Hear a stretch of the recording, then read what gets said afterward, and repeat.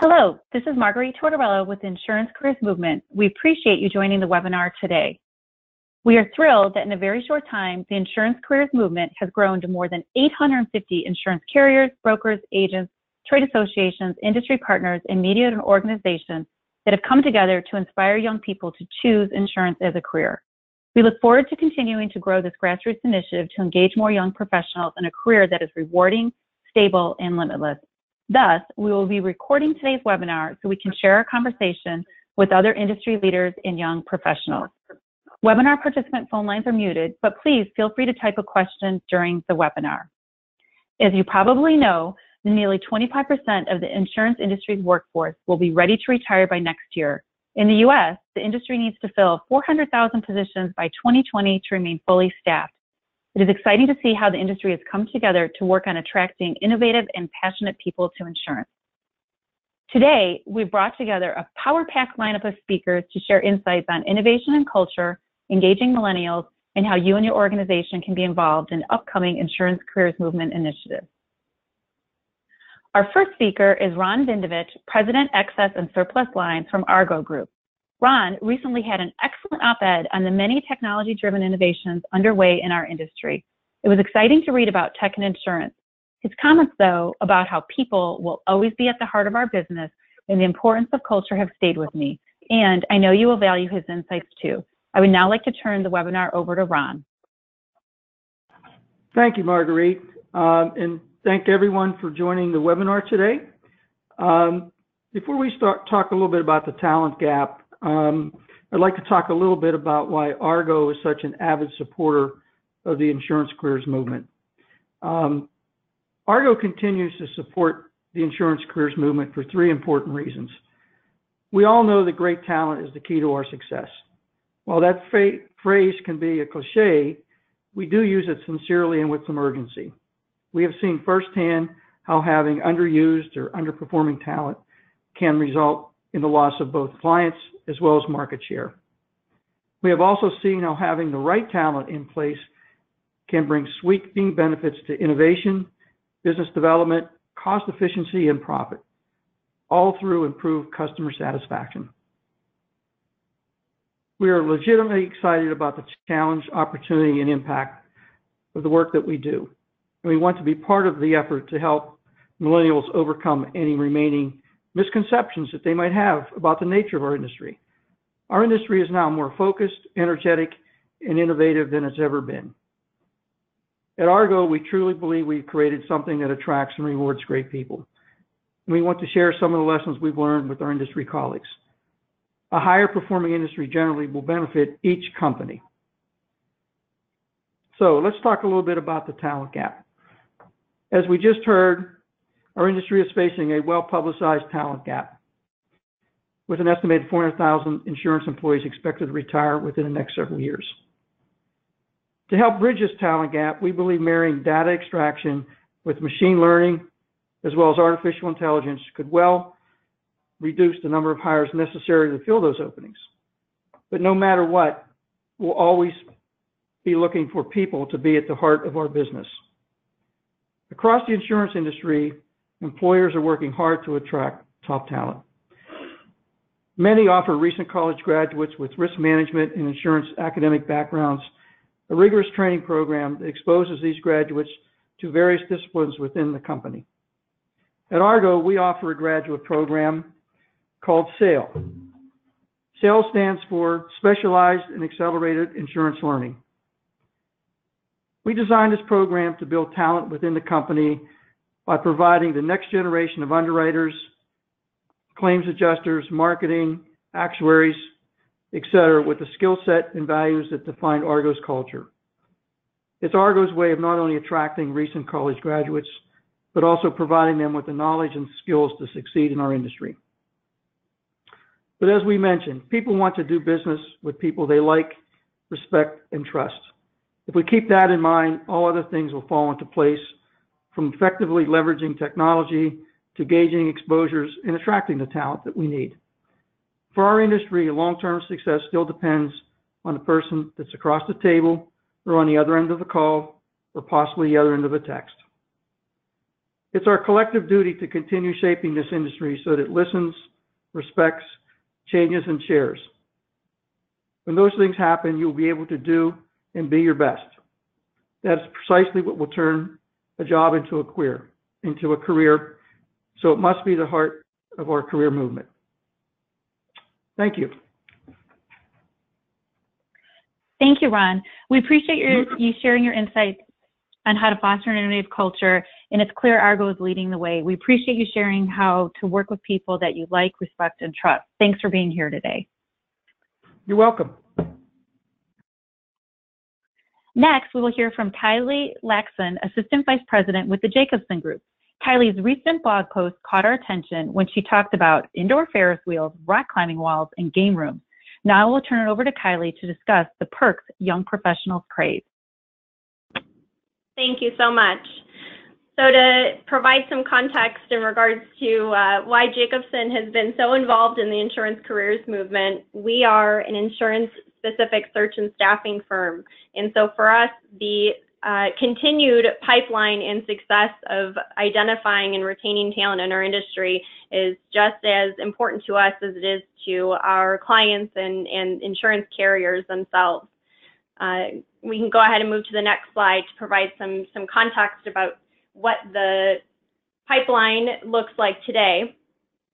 So 80% of the national workforce will be comprised of millennials and Gen Z by the year 2020. Have a quick breakdown between millennials and Gen Z right here. And I like to point out that, we talk a lot about attracting millennials to the industry, which we definitely need to continue to have a focus on, but we also need to be cognizant of the fact that, in 2018, the oldest millennials will be turning 38. So there's also a needed discussion around retention of millennials and elevating millennials into some of our senior leadership roles. Millennials really are socially minded, tech savvy, and our Gen Z, which are our interns and our newest college graduate hires, are going to be those true digital natives that didn't exist in a world before there was internet. What's really interesting and what really differentiates millennials and Gen Z from previous generations, the U.S. Chamber of Commerce did a study and concluded baby boomers invented the concept of work-life balance, Generation X asked for work-life balance, and millennials have demanded work-life balance. So there actually is a bit more alignment in regards to what millennials and what Generation Z is looking for from employers. The difference is perhaps the patience or the audacity of demanding that versus simply asking for that like previous generations. Next slide.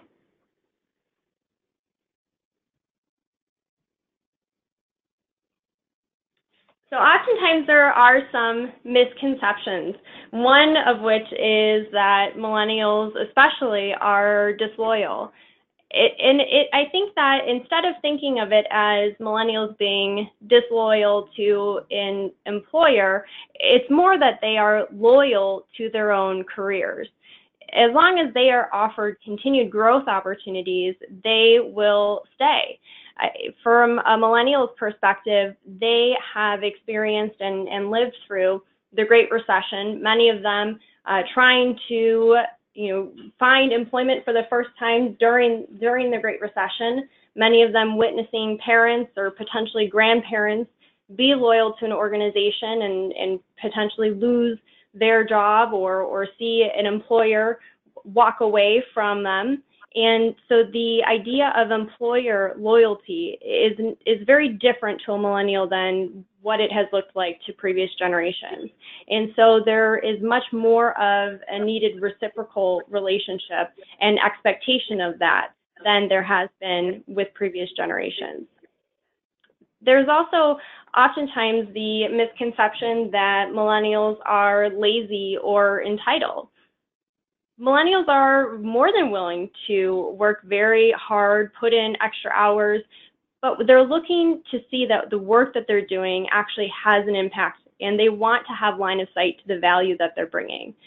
So there is a need to tie the work that they're doing to the greater organization. to think that a millennial will want to put in extra hours or be motivated to be, doing some filing work, for example, where, they're just filing papers away, is really challenging for them to see how that's adding value to the business. But if you're having them work on something that perhaps is a new line of business or related to digital technologies and alternative distribution, you'll be amazed and may actually have to help your millennials with cutting back on how much they're working because they'll be so excited by what they're doing. Also with the tech connection, yes, they are tech savvy, but that doesn't necessarily mean they're as tech connected. Millennials really like the in-person interaction. And so with the advent of remote working or remote flexibility, flexibility is the key word there. They like to have the option of working remotely as needed, but they really like to be able to engage in person. And they also may still like to have some of the quote-unquote old-fashioned forms of technology. For example, my own husband jokes that I'm the world's worst millennial because I much prefer to have paperback books over using a Kindle or an e-reader. And that also goes to the e-learning concept. Yes, millennials may be utilizing e-learning either for continuing education or for professional designations. However, that is more of a fact of their needing the flexibility in their life, and they're still looking to have that in-person connection that they can get through coaches and mentors. Next slide, please.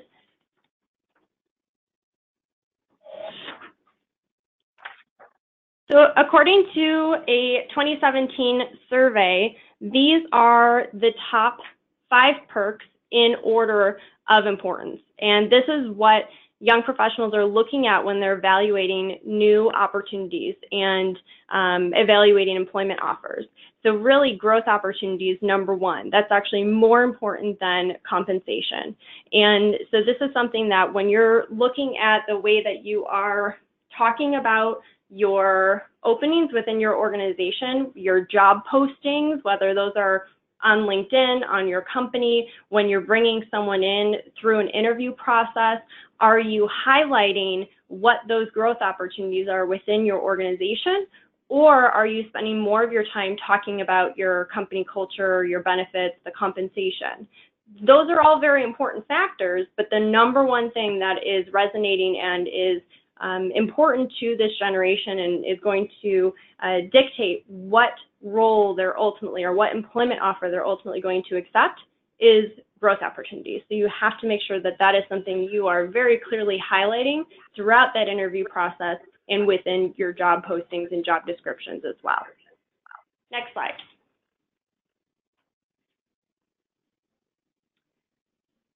In regards to actual compensation packages, there's still the desire for standard, what would be seen as standard compensation benefits, such as healthcare benefits or PTO, 401k, but there's also additional desire for maternity and paternity leave, tuition assistance, and some unique perks, which may be something along the lines of gym memberships or cell phone benefits.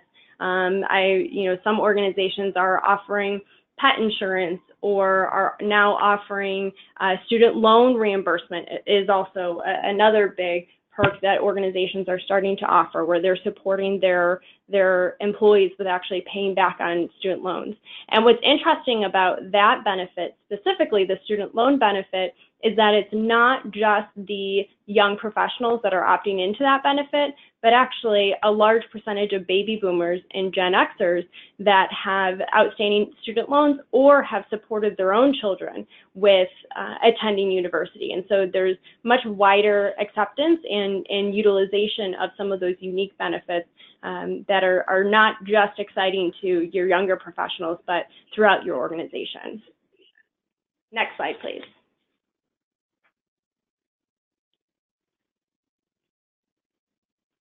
So when it comes to actually developing young professionals and those growth opportunities that young professionals are looking for, really the three big things is that you have to enable mobility, you have to set clear expectations, and you have to offer flexibility. One of the big things is to look at rotational programs, or maybe take from the concept of the gig or the freelance economy. Is there a way that you can, within your own organization, set up some sort of project-based rotational program, or provide opportunities for your employees to take on these gig assignments that perhaps are 12 to 24 months in duration, to allow them opportunities to get exposure to different aspects of the business, to interact with different individuals throughout the organization, to learn about how the different areas within an organization work with one another, and ultimately what you will find from that, is that people are going to develop a much richer understanding of how the business works overall. B, they will develop what I always refer to as that professional empathy, an understanding of what one part of the organization does impacts another, and some appreciation for how perhaps they can make some changes to those processes to support their peers. And C, that really helps with retention and telling your company's story. If someone is able to take on this type of work and is really excited about what they're doing, you can believe that that is going to be shared not only with their close friends and family, but that's something that will be shared on social media, whether that's through LinkedIn or through Facebook or through some other social media platform, which is only going to help elevate your brand presence when it comes to young professionals. The other thing that I always throw out here is when you're talking about talent development and those high potentials within your organization, if you are opening up the door and asking for ideas, or opening up the opportunity for interaction with your senior leadership, don't be surprised if you get response, and be prepared to respond to that. There have been situations where companies have said, hey, open door policy, we're always open to ideas, and millennials will share their ideas and then are frustrated because they're not getting a response, or because they're getting their hand slapped for having reached out to some senior leader with what they think is a great idea. So there needs to be communication around how to best share those ideas, or there needs to be an understanding that if you're going to have the door open to that this generation is absolutely going to jump on that opportunity. So be prepared to be receiving some great ideas along the way. And with that, I will turn it back over to Marguerite. Thank you, Kylie. We appreciate those great comments.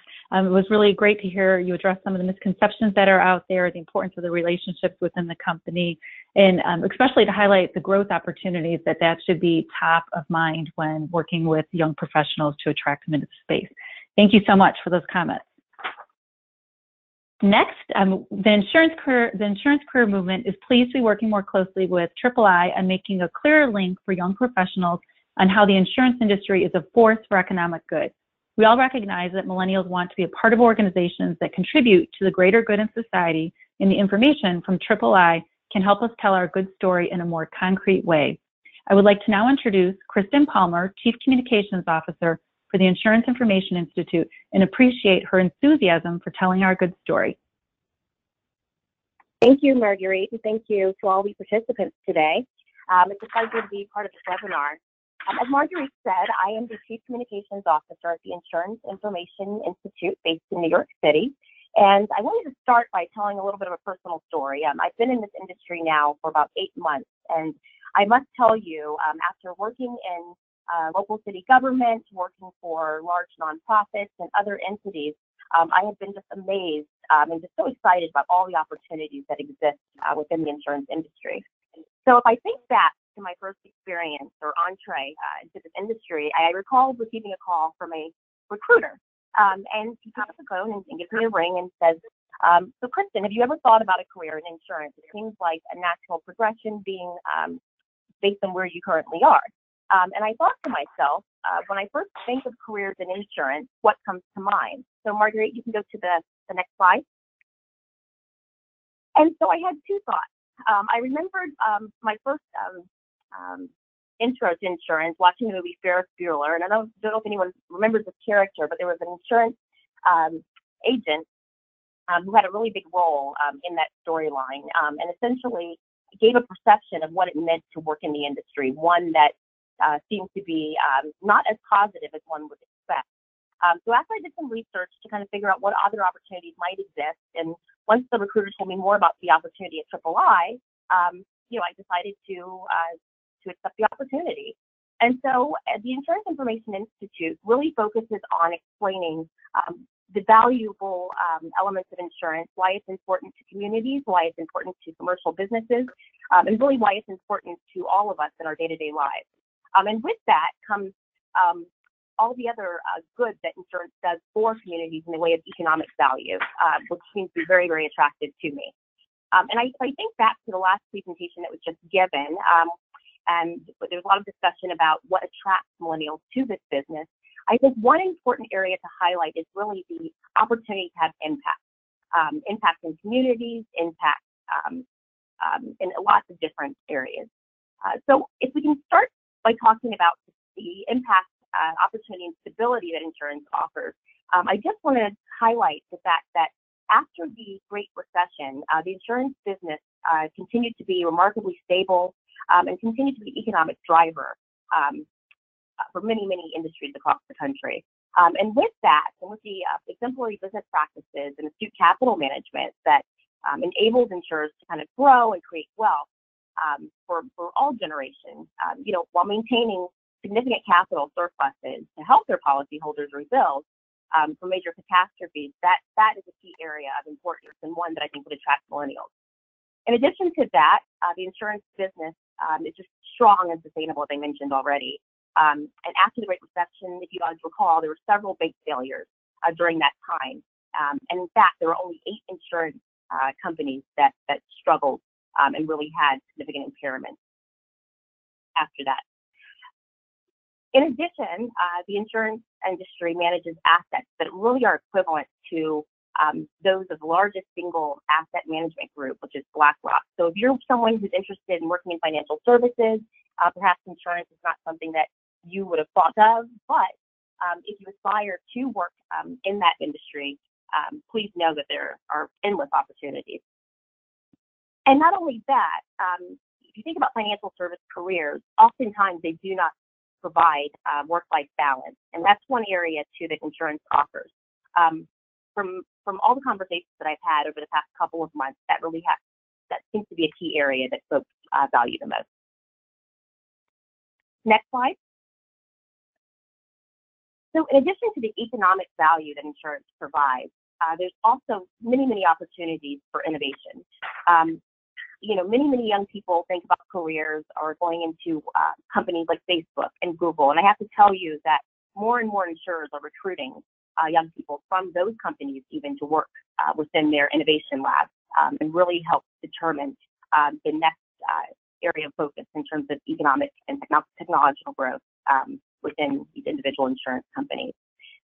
So if I was just to kind of give you some highlights here, insurers are investing and embracing digital in every facet of their businesses, really at breakneck pace. I mean, compared to many, many other industries, insurance is right behind, I would say, financial services and others, and really poised to make great leaps and bounds over the next several years.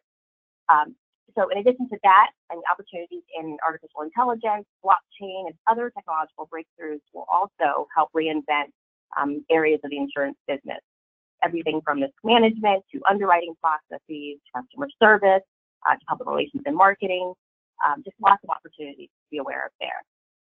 And in addition to that, many companies are building their culture to recruit, hire, and onboard the next generation of talent. So in terms of the perks that are being offered, some of which you heard earlier, more and more insurers are focusing on making their workplaces much more attractive to the millennial audience. Next slide.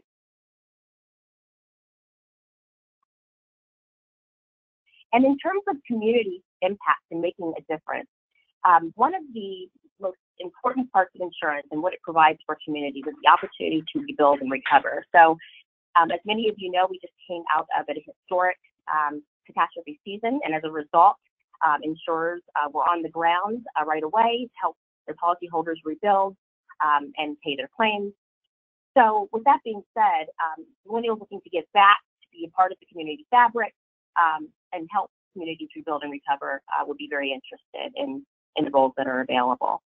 Overall, insurance invests to make communities and individuals safer, more resilient to face the natural catastrophes, and many of our employees are empowered to innovate in ways that mitigate losses of life and property and help families rebuild. And perhaps the biggest contribution that insurers make is one that has impact from coast to coast. So overall, insurers employ more than 2.8 million Americans in a variety of different areas related to community rebuilding. And then beyond the typical fields that are typically associated with insurance, there's always a need for folks that work in other areas, for instance, art history, drone pilots, social scientists, even video game enthusiasts. So Marguerite, if you could show the video that I have in the slide here, just to give you a little flavor for some of these different types of careers and ways that folks move into the insurance industry and find success.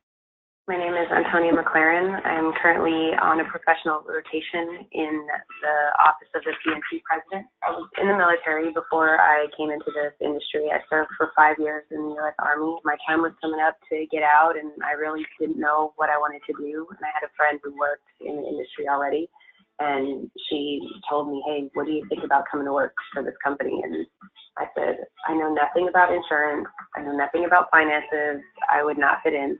And she said, no, it's okay. It doesn't matter. They want you for your leadership abilities, and they will teach you everything else. Well, when I first started working there, I knew absolutely nothing about property claims. I learned a lot just by sitting in the seat, but my leadership was really great. I mean, they really took me under their wing. I learned a lot from my team as well. I was in charge of 10 adjusters. They knew everything that there was to know about property claims, and I knew nothing.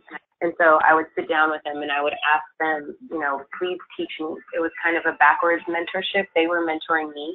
And then after a while, once I really got to know the policies and everything, I was able to pass that mentorship on to other people. One thing that I love about this industry is we're kind of the secret saviors. I mean, you hear about these natural disasters that happen all the time, and a lot of people don't think about how are they going to rebuild? How are they going to get the money to rebuild? And that's where we come in. In the position that I'm in now, I get to see kind of a higher level view of how the PNC group is run. And there's just so much that goes into the insurance industry that I really didn't know about. I have a lot of friends in marketing. There's a lot of people that I know that are in the communications sector. We work very closely with IT. One of my interests is planning parties. I love planning parties. Well, there's an event planner section in our company as well. The rotation that I'm in right now is a year-long rotation that's going to be up in August. And so, you know, the question of where is my next step or what do I want to do in the future always comes up. And it's really a matter of where I want to take the experience that I'm gaining from this position. Where do I want to take that next? My career in insurance is fulfilling because we get to be there for people in their time of need.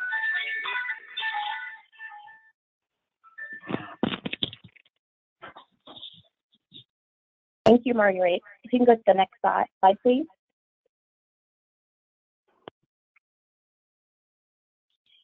So here on the last slide, you can take a look at all the different opportunities that exist within the insurance industry. Of course, some we did not capture here, but at the end of the day, the point we're trying to make is that there's endless opportunities. No matter what you studied in school, no matter what your passion is, there's definitely a role for everyone. And it's an industry that's full of opportunity and growth, and one that I think all should consider.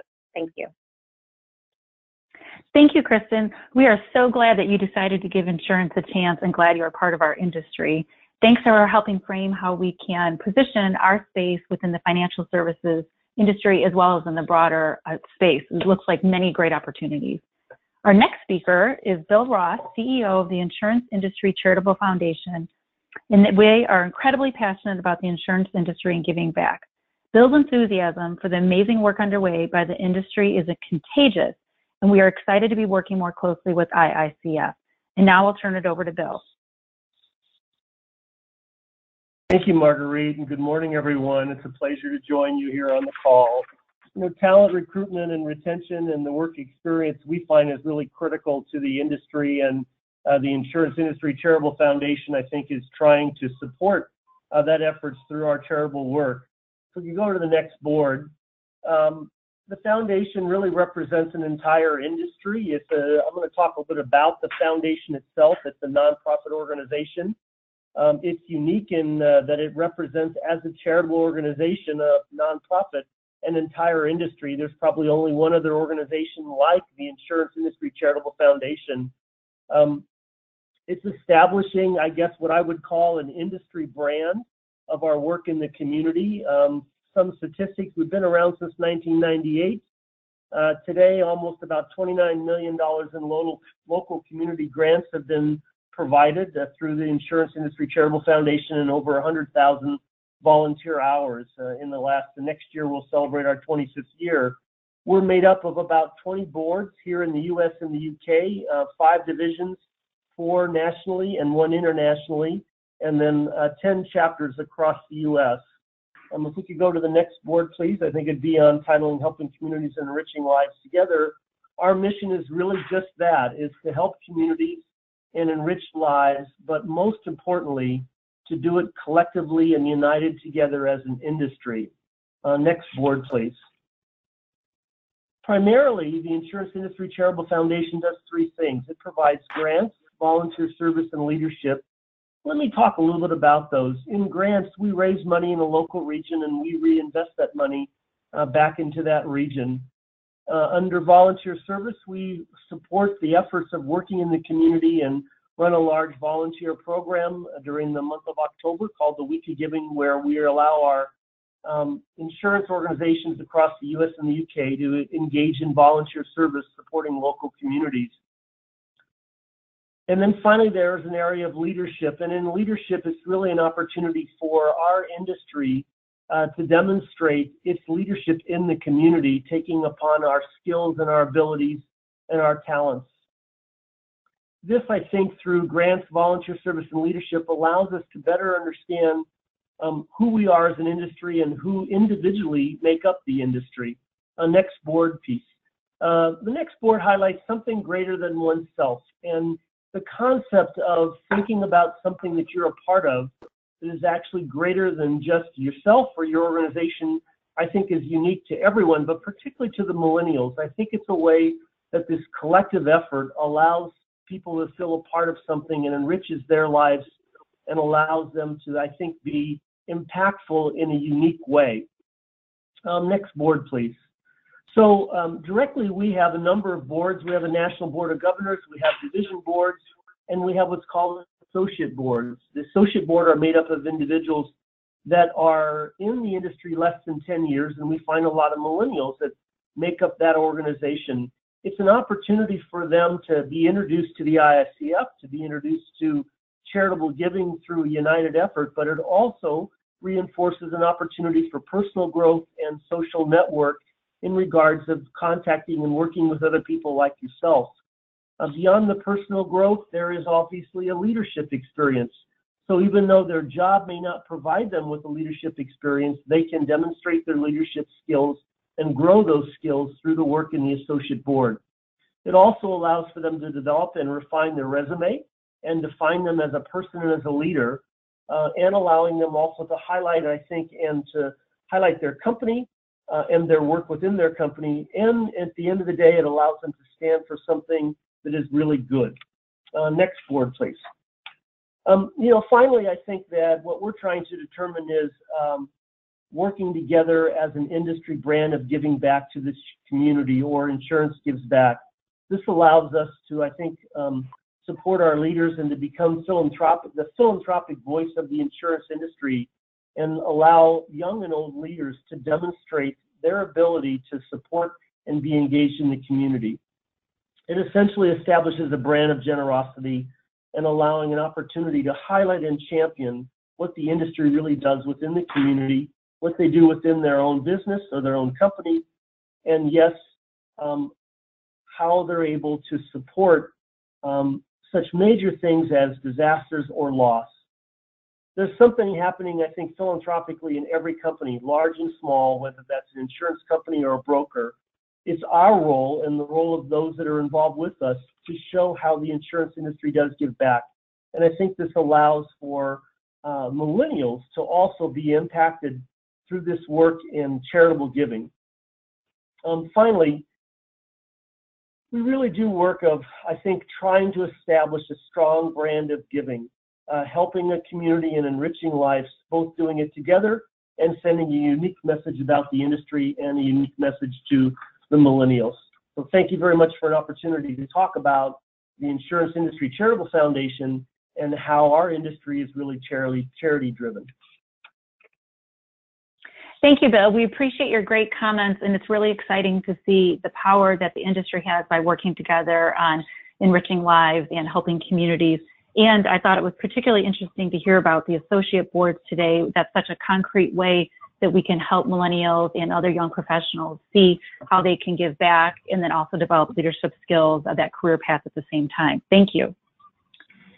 I'm very excited about insurance, and this fall I had the opportunity to work with someone who I think just may be even more excited than me about insurance, Julie Tinney, Chief Marketing Officer for the Wells Media Group.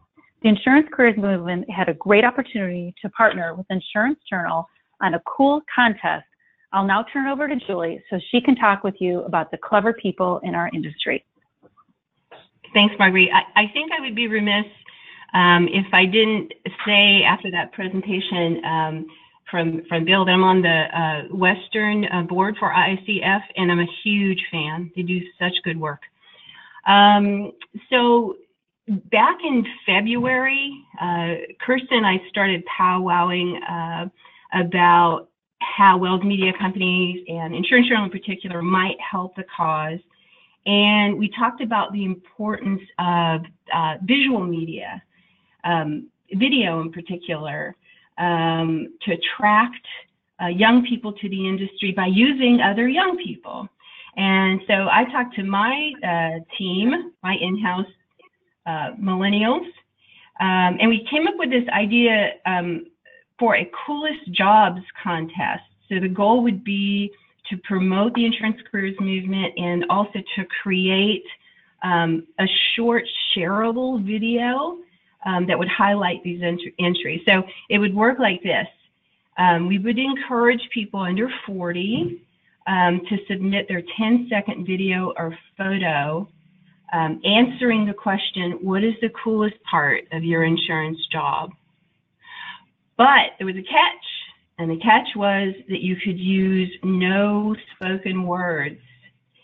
And the prizes were an Academy of Insurance All Access membership and an Amazon Echo. And so, as you can see there on the screen, we used editorial, we used newsletter banner ads, and Insurance Journal magazine to promote the contest. Next slide. We had a video shoot outside of our office. Also, this is Kelly, and she's our senior sales and marketing coordinator and my right hand, and she became sort of the face of the contest. And this particular photo shoot was so popular that you can see even a dog wandered into the action right there. Next slide. Video was an important part of this contest as well. This was a video that we did where at the end of the video you could go ahead and put your entry in. When I took this screenshot, it already had over 9,000 views, which in a short period of time, which is pretty cool. Next slide.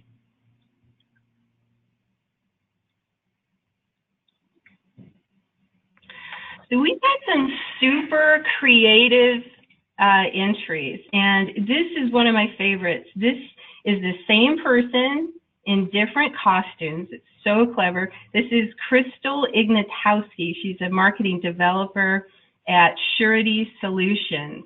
And the coolest part of her insurance job is that she gets to travel. Next slide.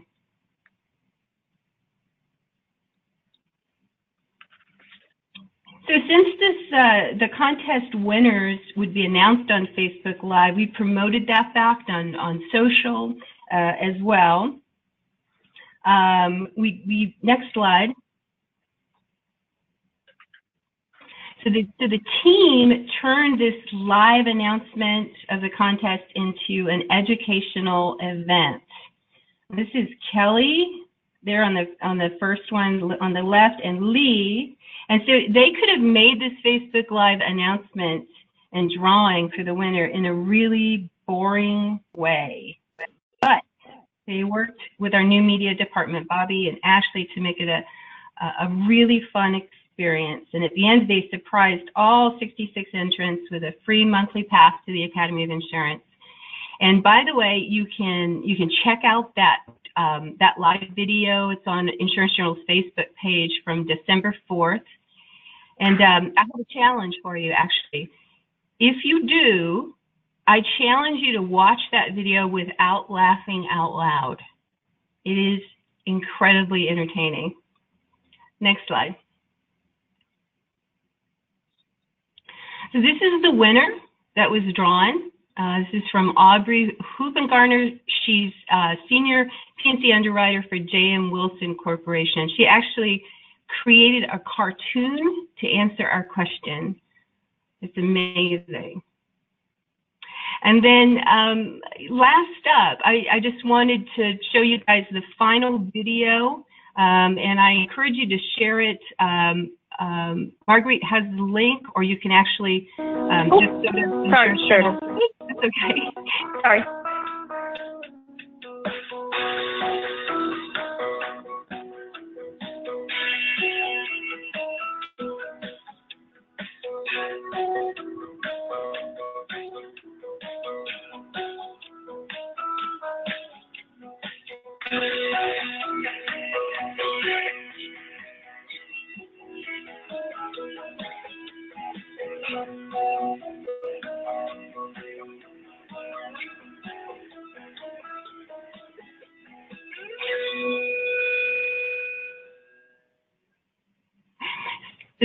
So it's intentionally short to share, and what I was going to say is I just encourage all you guys to share it. You can actually embed it. You can go to Insurance Journal TV and search Coolest, and both of the videos that we did for the contest are there. I'm happy to give it to you guys in any way you want. If you want an MP4, I'm happy to do that. And that's the contest. Marguerite, back to you. Thanks, Julie. And the video turned out so great. It really does show just how compassionate we are as an industry and the great opportunities. And when we send the webinar back out, be sure to take a close look at the cartoon that won. There is a flying tiger that is Nat Cats, and there's a cat burglar and a slip and fall guy. It's very, very clever. So Julie, we really appreciate the dynamic partnership with Wells Media Group, and a huge thanks to your creative team. We look forward to other collaborations in 2018. We've heard excellent comments on how to engage young professionals in our industry and how to tell our amazing story. You'll have an opportunity to turn those ideas into action while using technology to reach your next hires. I would now like to introduce Noelle Kadasbati, Executive Director of Gamma Iota Sigma. Noelle is one of the biggest champions for our industry and is driven in inspiring young people to choose insurance. Thanks, Marguerite. I adore being on this call with all of you, and so grateful not only for the collaboration and the opportunity to talk about one of our events, but all that you do for our students and students throughout the country. I am on that older end of the spectrum that Kylie talked about earlier of millennials, and was fortunate in high school to get the opportunity to learn about our industry. And so it excites me for so many reasons, because I'm a product of what all of us on the phone are trying to do and inspire with the next generation, whatever they want to be called. Gamma Iota Sigma is an international business fraternity for students in insurance. We have a 52-year history of promoting and sustaining student interest in our industry. We represent the entire industry, similar to Bill at the IICF, as we have had students and alumni that have gone into every facet of the industry, from underwriting, brokerage, and actuarial science to marketing, IT, finance, accounting, and so much more. As the industry's collegiate talent pipeline, we focus on programming that is adaptive based on the needs and input from our students. One recent initiative is our Gamma SED Council, Gamma Solutions for Authenticity, Inclusion, and Diversity. It is a student-focused, student-led group that pursues the mission to foster understanding of, establish solutions for, and be a representative voice in matters of authenticity, inclusion, and diversity in the insurance industry, and is helping to shape and inform the diversity discussion based on the unique perspective of our students and their experience. Another great initiative, as you've already mentioned, Marguerite, we are rolling out on the occasion of Insurance Careers Month in February, the Pipeline, the first annual virtual career fair for our industry, which will take place on Tuesday, February 13th from 11 a.m. to 4 p.m. and will happen entirely on the internet. Advanced registration is required. Registration for students is completely free and is open to all students regardless of their affiliation with GIS, which means you don't need to be a Gamma Iota Sigma member, you don't have to attend a Gamma Iota Sigma school or have ever been to a live event. You just simply need to be a student looking for a career in insurance, whether that be an internship or an entry-level position. It's a single day to explore multiple career options and a single access point to a wide range of companies looking for internship and entry-level candidates. Unlike job posting sites, this will allow direct access to recruiters with live chats and immediate registration or application for job opportunities. We're asking all companies to register by January 20th to reserve their virtual booth. Companies are able to upload information about their companies, YouTube videos, information on social media, as well as job opportunities, both entry-level and internships. Companies will receive access to student resumes in advance of the February 13th live date. There is a small nominal fee to participate. It covers the cost that we are incurring for the software.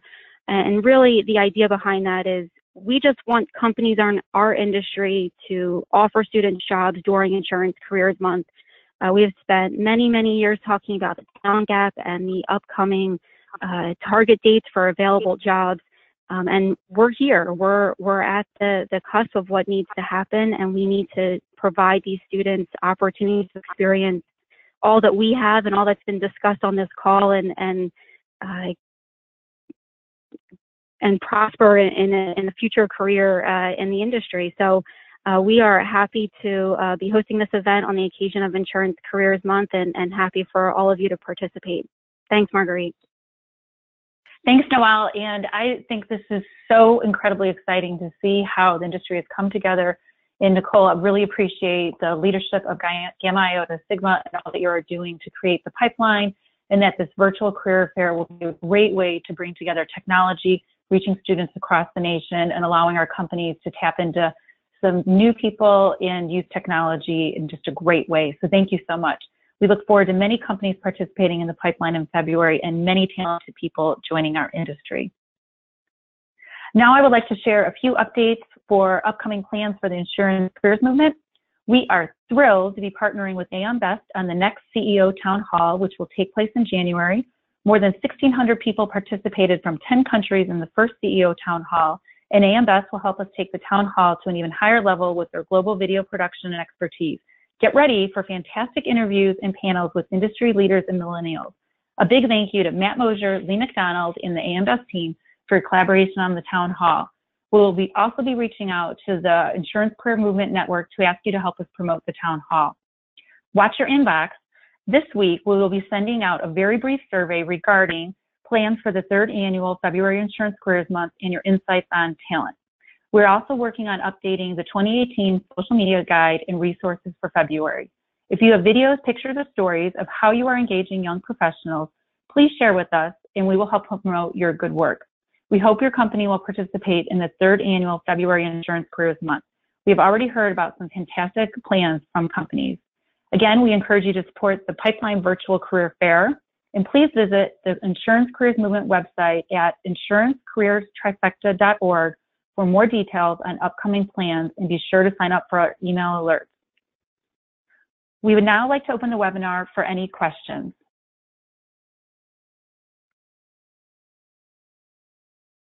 We did receive a question. Will there be a copy of the event slides available? Yes. After the webinar, this is being recorded again. We will send out a post email to all the participants and the slides will be included.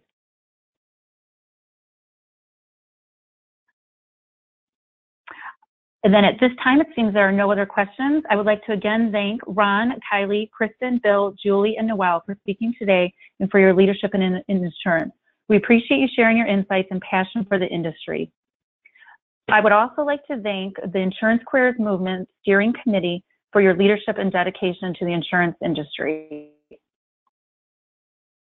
Together, we will tell the insurance industry incredible story and help inspire more young professionals to choose insurance.